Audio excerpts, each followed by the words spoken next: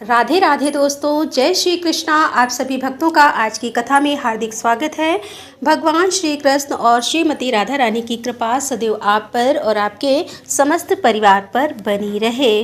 दोस्तों, आज आप सुनेंगे फागुन मास की कथा का 7वां अध्याय। और इस फागुन मास में अगर आप शिव पुराण की कथा सुनना चाहते हैं तो मेरे दूसरे चैनल जिसका नाम है रीताज स्टोरी, उस चैनल पर हर रोज़ शिव पुराण की वीडियो अपलोड होती है। तो अगर आप चाहें तो प्रतिदिन वो कथा भी सुन सकते हैं। और हाँ, प्रतिदिन कथा सुनने के लिए, वीडियो को लाइक करने के लिए और शेयर करने के लिए आप सभी भक्तों का दिल से बहुत बहुत आभार।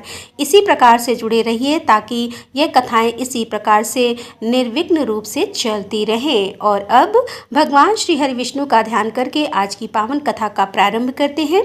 ऋषि जी कहते हैं कि छेड़ा हुआ सिंह, अत्यंत रोष में भरा हुआ सर्प तथा सदा कुपित रहने वाला शत्रु भी वैसा अनिष्ट नहीं कर सकता जैसा कि संयम रहित चित्त कर डालता है। मांस भक्षी प्राणियों तथा अजित्र मनुष्यों से लोगों को सदा भय रहता है, अतः उनके निवारण के लिए ब्रह्मा जी ने दंड का विधान किया है।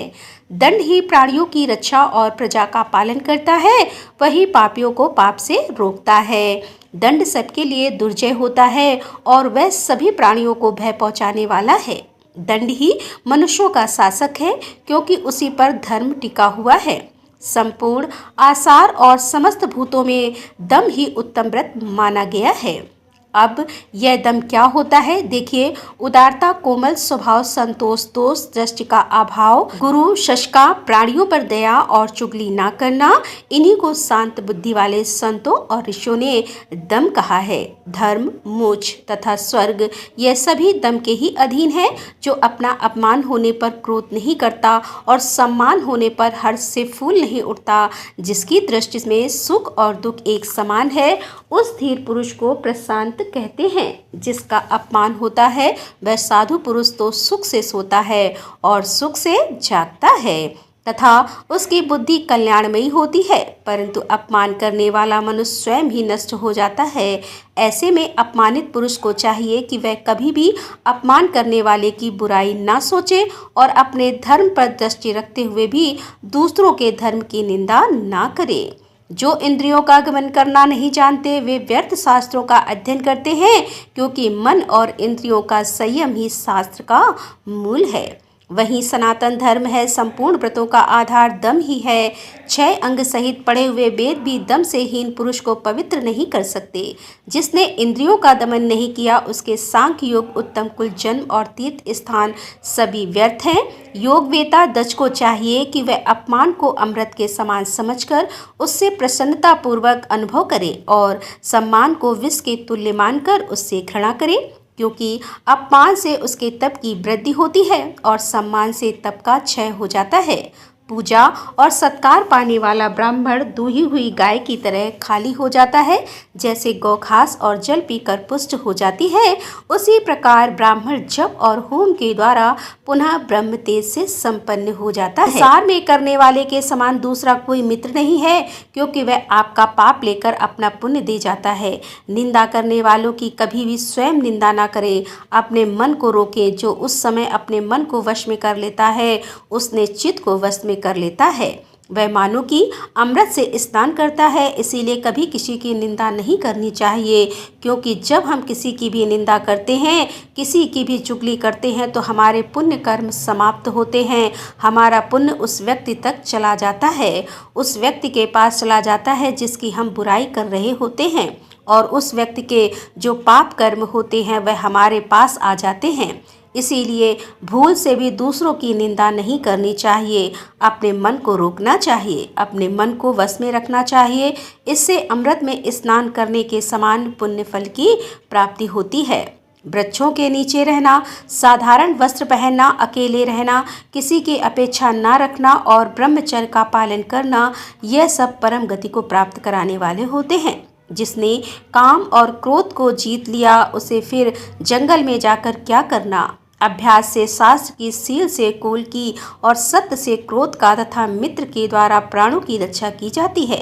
जो पुरुष उत्पन्न हुए क्रोध को अपने मन में रोक लेता है वह उस क्षमा के द्वारा सबको जीत लेता है। जो क्रोध और भय को जीतकर शांत रहता है, पृथ्वी पर उसके समान वीर और कौन है। यह ब्रह्मा जी का बताया हुआ गुण उपदेश है। प्यारे, हमने धर्म का हृदय सार तत्व तुम्हें बतलाया है। यज्ञ करने वालों के लोग दूसरे हैं, तपस्वियों के लोग दूसरे हैं तथा इंद्रिय संयम और मनोनिग्रह करने वाले लोगों के लोग दूसरे ही हैं। वे सभी परम सम्मानित हैं। क्षमा करने वाले पर एक ही दोष लागू होता है, दूसरा नहीं।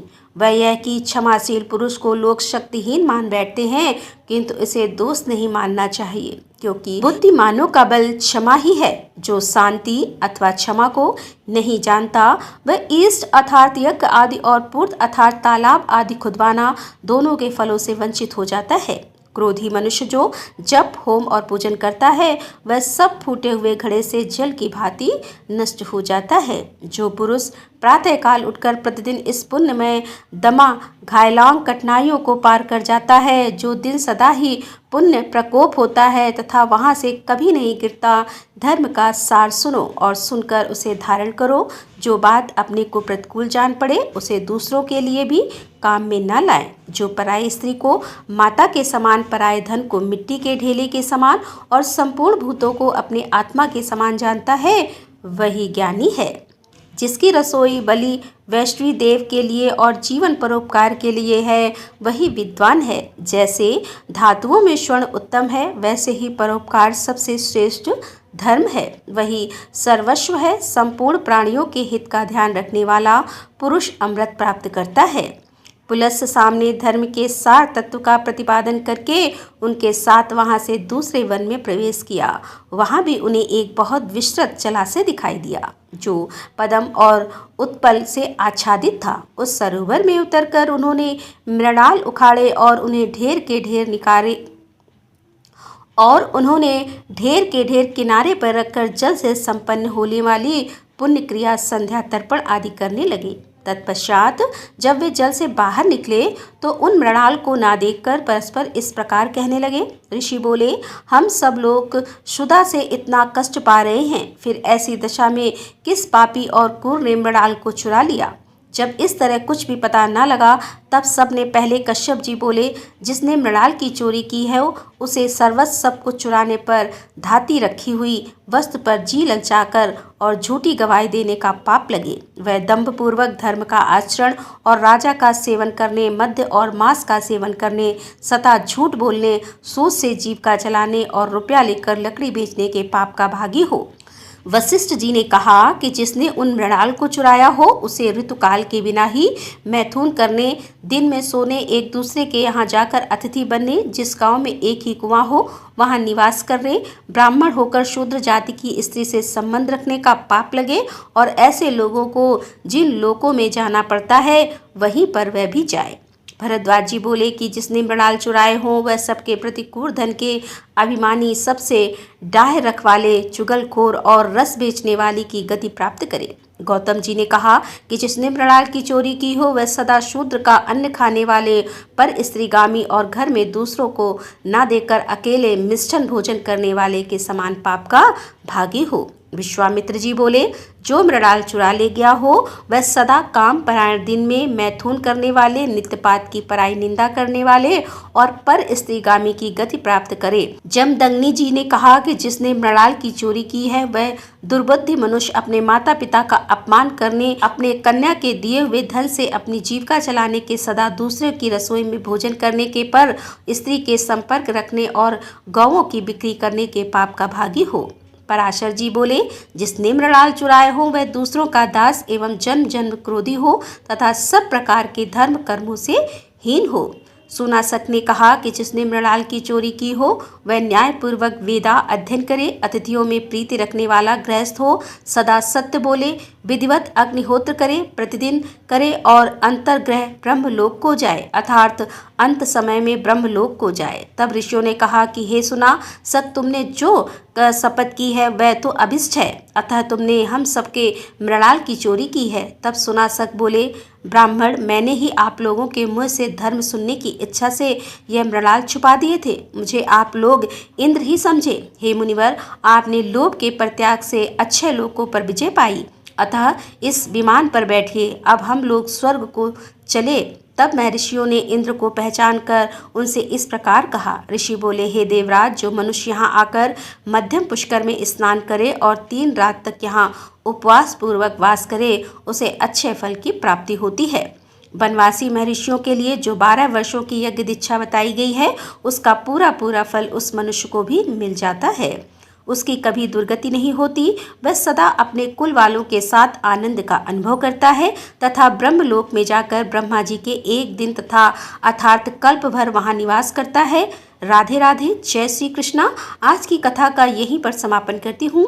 इसके आगे का वृतांत आप कल की कथा में सुनेंगे। दोस्तों, मिलते हैं इसके आगे की कथा लेकर। तब तक के लिए राधे राधे, जय श्री कृष्णा, हर हर महादेव, जय भोलेनाथ।